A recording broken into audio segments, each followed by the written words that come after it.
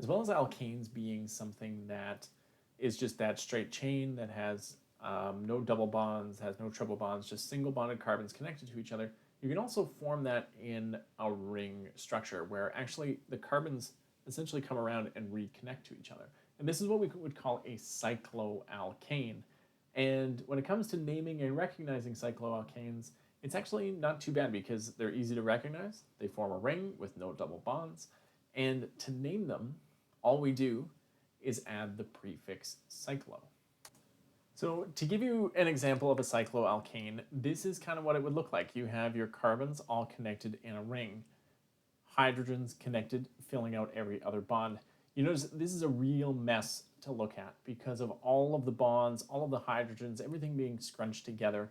So what you would often find with a cycloalkane is they're going to be written in this stick formula style. So just showing the bonds and the carbons, remembering essentially what we're saying is there is a carbon at each of these vertices, and then because each of them has two bonds to other carbons, we just know there would be two hydrogens coming off of it. If we wanted to name something like this, it has 5 carbons, so we would use the prefix pent. They are all single bonds in between the carbons, so we would use the ending ANE. And then because they're all connected in a ring, we would add the prefix cyclo. And so what we're looking at here is cyclopentane. So you can see just naming these straight cycloalkanes is actually pretty easy. We're just using the prefix cyclo to show that we have a ring structure in there. And when it comes to adding alkyl groups, so branches off of a cycloalkane, it ultimately isn't any different than we saw before. We still use the prefixes methyl, ethyl, propyl, butyl. We still number those substituents. We order them by alphabetical order, and we still try to give them the lowest number possible. The only thing is when you're trying to give it the lowest number possible, in a ring structure, that means you have to pick a place to start, and it means you're always going to pick some spot on the ring. So what I wanted to do is go through this example with you. So we have 6 carbons all connected in a ring. So what that means is I know right away I'm dealing with some kind of cyclohexane. But we can tell it's not just cyclohexane because it has other substituents on it. Now, when it comes to a numbering system, we always want to number so we get the lowest sum of numbers. So what that means is, let's say we're going to start right here with the ethyl group. We go 1, 2, 3, 4, 5, and 6. But what if we counted the other way? So instead of going clockwise, what if we were to go counterclockwise and say, let's go 1, 2, 3, 4, 5, and then 6. Well, if we were to use our red numbering system, that means we have a substituent on the 1, and then we have a substituent on the 5. We want to use the lowest sum, so we add those together, and it gives us 6. Whereas on the other hand, if we use the blue numbers, we have a substituent on the 1 and a substituent on the 3 for 4. What that means is this is the lowest sum, so the blue is the numbering system I would use. So when it came to numbering this molecule and giving it its full name, it would be 1 ethyl, 3 methyl, cyclohexane. Now, at this point, you may have another question, which is, why did I start here?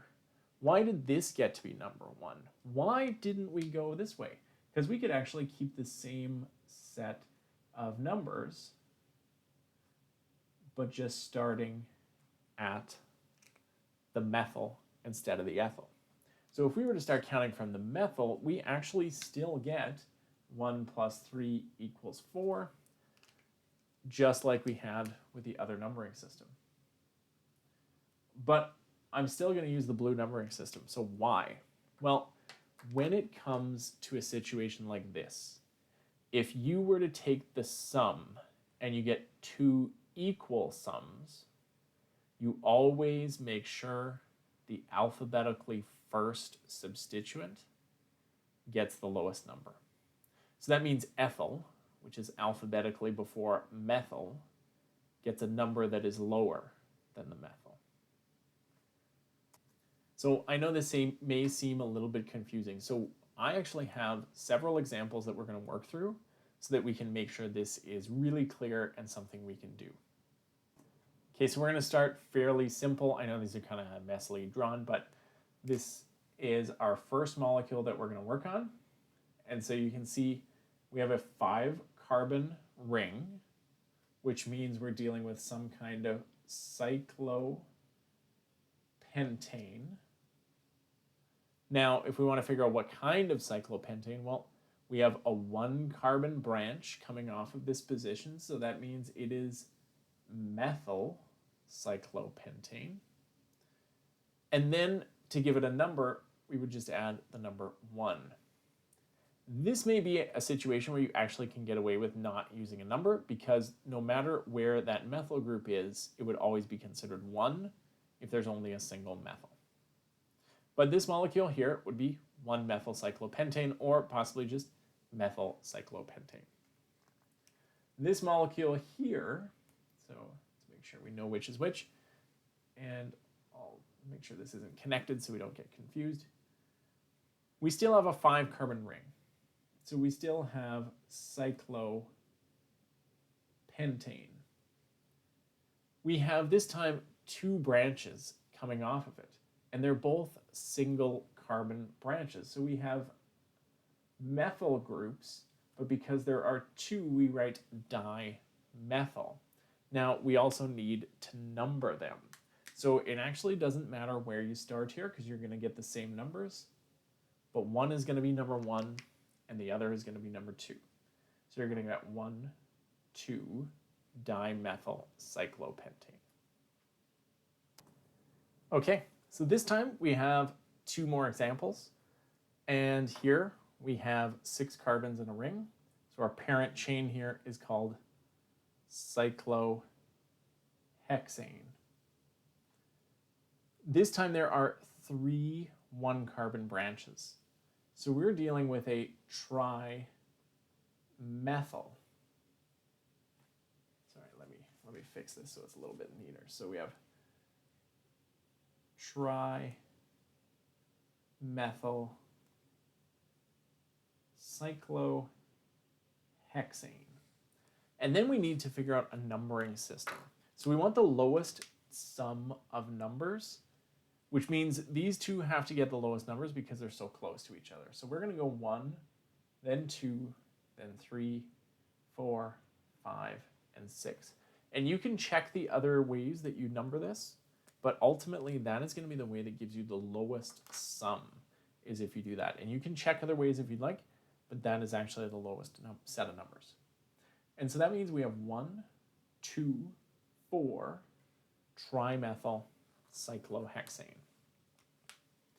All right, that brings us to this molecule here.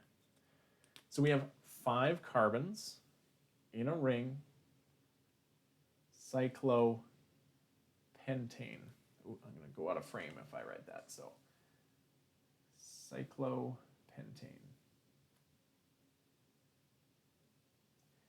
Now, we have 2 groups. One is a 2-carbon group, one is a 1-carbon group, and they're right next to each other. So numbering-wise, you have a couple of options. You could go number 1, and then number 2, and then work your way counterclockwise. You can also go number 1 and number 2. No matter what way you do this, you're going to have 1 plus 2, so a sum of 3, or 1 plus 2, so a sum of 3. So which method do we actually use? This is one of those situations, because you're dealing with the same sum of numbers, they're both the lowest possible sum that you can get, you choose the numbering system that gives the alphabetically first substituent the lowest number. So that means we are using the black numbers here. ethyl will get the number 1, methyl will get the number 2. And so what we end up naming this is 1-ethyl, 2, ran out of room, methyl cyclopentane. And so really that is the set of rules. It's ultimately all the same as if you were using an alkane, except we're adding the prefix cyclo to show that it's all connected. And remembering if you get the same sum, alphabetically first gets the lowest number. So this is how we name cycloalkanes. Thanks for watching, and I'll see you next time.